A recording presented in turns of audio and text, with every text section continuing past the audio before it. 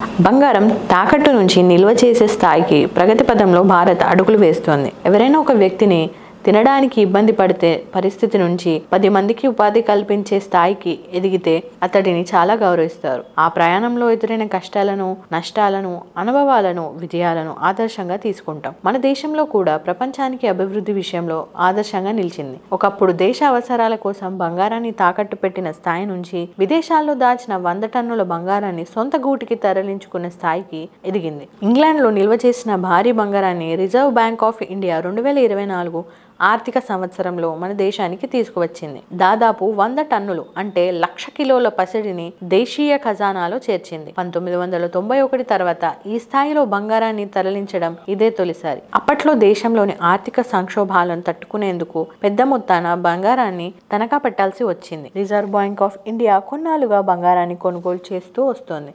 దీన్ని ఎక్కడ నిల్వ చేయాలనే దానిపై ఎప్పటికప్పుడు నిర్ణయం తీసుకోబోతుంది.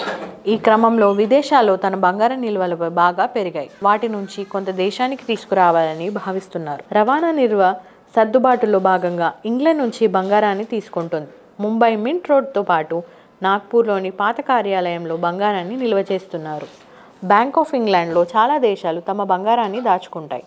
మన దేశంలో కూడా అక్కడ పెద్ద ఎత్తున పసిడిని నిల్వ చేసింది. 2024 మార్చ్ ముగిసే నాటికి ఆర్బీఐ వద్ద 822.1 టన్నుల బంగారం ఉంది. దీనిలో 413.8 టన్నుల విదేశీ బంగారంలో దాచారు. ఇటీవల బంగారాన్ని కొనుగోలు చేస్తూ వస్తున్న ఆర్బీఐ గత ఏడాది 27.5 టన్నుల పసిడిని కొత్తగా నిల్వలో చేర్చింది. మన దేశం 1991 జనవరిలో తీవ్రమైన ఆర్థిక సంక్షోభాన్ని ఎదుర్కొంది.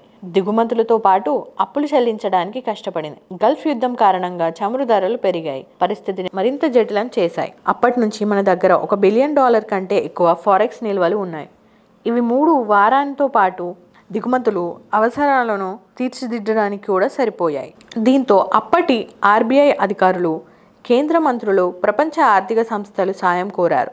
అవి అందించిన $755 మిలియన్ సాయం కూడా సరిపోలేదు. అనేక రకాలుగా ప్రయత్నించిన ఆర్థిక వ్యవస్థను గాడిలో పెట్టే అవకాశం లేకపోవడంతో 20 టన్నుల బంగారాన్ని తాకట్టు పెట్టింది. స్విట్జర్లాండ్లోని యూబీఎస్లో బంగారాన్ని తాకట్టు పెట్టేందుకు అప్పటి ఆర్థిక మంత్రి యశ్వంత్ సిన్హా ఫైల్స్ పై సంతకం చేశారు. 1991 మే చివరి నాటికి $200 బిలియన్ రుణం తీసుకున్నారు. అనంతరం మన్మోహన్ సింగ్ ఆర్థిక మంత్రిగా పివి నరసింహారావు ఆధ్వర్యంలో కొత్త ప్రభుత్వం జూన్లో ప్రమాణ స్వీకారం చేసింది. బంగారాన్ని తాకట్టు పెట్టడం ద్వారా వనరుల సేకరణను కొనసాగించారు.